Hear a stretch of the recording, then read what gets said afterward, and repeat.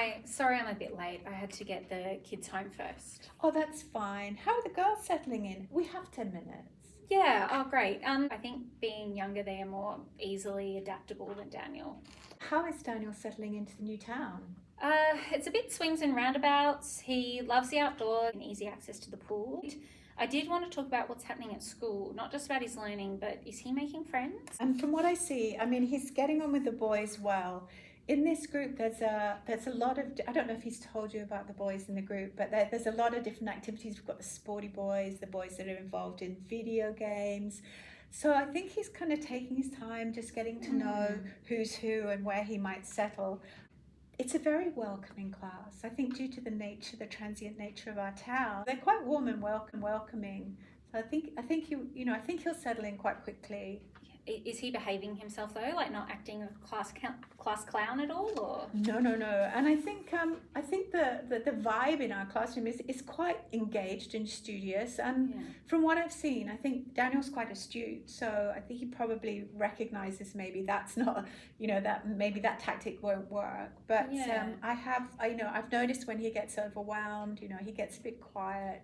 He's sensitive to noise, I've noticed that, and we've got noise cancelling headphones for him. Yeah. We've got a number of things that we work with him, like timeout cards and so on, like that.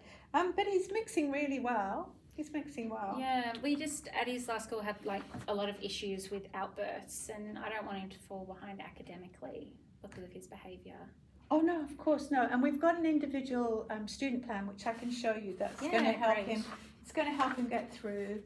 With support. He's got an ISO there, and I can take you through this. But the other thing is that we're going to have a meeting in a couple of weeks so we can talk with everybody, including the ISO, and I'd like Daniel to come along too. Yeah, oh, that would be great. I got his NAPLAN results from school. Could we maybe have a talk about that? Oh, for sure. I mean, the first thing I want to say is that although that report indicates that Daniel does need quite a lot of support, please bear in mind that NAPLAN is just an overview, and also he has just recently changed schools. So while we use this as informative data for our programs, it's not the be all and end all. So we are we're working with him on those issues, but he is supported. There are other assessments that we are doing with Daniel that will help him. So it's not the conclusive be all end all? No, not really. No, it's an indicator. It's an indicator, and it allows us to get support to the students that need it, that's for sure. Well, that's good to know. Although we do understand Daniel has trouble with noise and also his writing, it's always been really hard to get him to write clearly.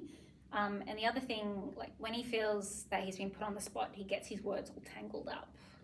Yes, I've noticed that, and we're working with Daniel. Sort of, as I said, we've got the noise cancelling headphones. We've got the timeout cards for him. He knows when to take a break. We are working with him on dysregulation. We've met a couple of times; it's come up, but it seems to be he's understanding the strategies and working with us to work on his dysregulation. Like, what do you mean by dysregulation? Oh, I'm sorry. Yeah, dysregulation. When Daniel gets anxious, or he sort of acts out, or he gets triggered by the noise, or like you said, sometimes he kind of raises his voice a bit. That's when we say he's dysregulated. Yeah, he has meltdowns at home around the girls sometimes too. And what do you do when that happens? He got some help last year. We got some breathing exercises for him to practice. Some ideas around coping and resilience. We lean into empathizing with him and readjusting, coming back to center mostly. And we don't make a huge deal about it, kind of get back to the center and move on. I don't want him to get more distressed, and sometimes it does seem that he can't help with these outbursts and regrets them. And I don't want it to impact on his own self-view or damage his confidence. His dad talks about building grit. It can be quite a physical explanation. You sometimes have to like grit your teeth and move beyond it and keep going. Yeah, I couldn't have said it better myself. I mean, beyond this, I want Daniel to feel safe in the classroom. It is a place of acceptance. And the other thing I wanted to notice, there was something that he did in his work. Let me just show you here. So when he's talking to the when he's describing what the young boy's going through, and he's describing he's being asked to share, and his father there, you can see the picture, his father saying, like, you've just, even if it isn't fair, you've got you've got to get along. And it looks like his teeth are kind of gritted. Yeah. So you can see that he's obviously taking on a lot of what is being said to him. So that's great news. And nothing builds success like success, and we want him to feel successful at school. Yeah. You said you said they've got an ISO in the classroom. What do they do? So an individual support officer. So what happens is that they're in the classroom, they're trained, but they work with students to help them understand. So for example, if we're explaining something from the whiteboard, for example, they might break it down, chunk it down, just to make sure that that student who they're working with is supported to understand, like chunking it, perhaps helping them reflect on what they've been writing. We use the mini whiteboards a lot with the ISOs as well, so that students can make drafts and then look at their work, and then that ISO can say, have a look, sound it out, that sort of thing, which does help in a busy class or a big class, especially in year 5. It's really helpful to have an ISO with you as a student. That sounds like he's doing like slightly different work to the others. Like how does that work?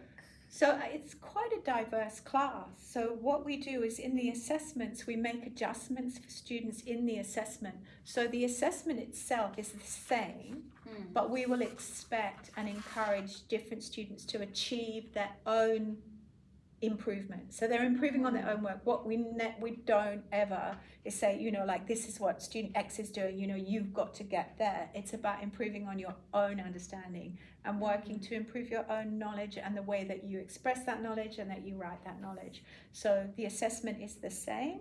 No one's getting a different assessment, but within that assessment, our achievement boundaries are slightly altered. Like someone can get a bit more time to do something, someone can get their work marked on their visual and their sentence work, and somebody else might do it on something which is a little bit more developed. That's all. Yeah. Can I see some of? Oh, absolutely. Yeah. No, I've got these beautiful. You can see here when Daniel was doing the. It was interesting because when Daniel was doing the drawing, he got really focused on the drawing, and he actually didn't want to do the writing. And there came a point where we did, the ISO didn't push it because he was so involved. But he did write a sentence. Unfortunately, it wasn't from the perspective of the First Nations people seeing the boats arriving. But what you notice here was that he took his character there and he brought it into the role play and developed this whole role for the soldier there, even to the point of noting what he should be wearing and then what he should be saying. It was really cool, actually. Wow. Yeah, it was really cool. I don't know if you can see it where he did that there, and he had his statements about what he had to say. Not so close, sunshine, step back, step back. That's so good, So he took from that original idea of like just doing a journal entry, and he brought it into the role play. Oh, that's cool. I'd love to show his dad this. Oh yeah, look, I can get copies of this for you and pop them in a folder for you if you like. His writing's looking not too bad either. This, he actually worked out on the whiteboard first, and he did about, I think they did about 5 edits together, but this was interesting because at this point, he was really keen on getting the writing. Oh, great. He was really keen on getting that right. Whereas when he was doing the drawing, it was like nothing could move him from the drawing. It was focused on that. Yeah, but this one, he was so focused on getting that writing. And as you can see, he's done it really well. And I love the fact that he put like the sound effects in it as well. So good. That's good. Yeah, so like I would have loved to have seen the play. Daniel mentioned meeting one of the elders. That's right. Yeah, no, I'm sorry that you weren't able to be there. So what they did after the play, the elders came and talked to them, and the students gave their questions to the elders, the questions that they'd created from that historical perspective. And he just made an instant connection to Uncle Walter, sat with him, talked to him, and I've got some photographs I can show you on the iPad, but he's like looking at him, he's looking up at him. He was really respectful. Yeah, and I think he was really quite impressed by the elders coming in. There was something about, I think Daniel would, really like the idea of living in that part of history. Yeah, well, he's not shy, so it doesn't surprise me. He's also really interested in stories of like the olden days. And I think he would have, liked to have been a pioneer or an adventurer, maybe less school. Yeah, I think those times would have been very different. But unfortunately, as his house teacher, Yes. I do want him to come to school. I 100% agree, yes. We'll have that meeting in 2 weeks, and we'll get him to tell you a lot about what he's been feeling, and then we can work on the student profile and keep updating the adjustments and just making sure that he's both sort of supported in his emotional regulation, as well as really working on that handwriting and supporting him to up those literacy skills. Yeah, great. Well, thank you very much. It's a pleasure. It's lovely to see you.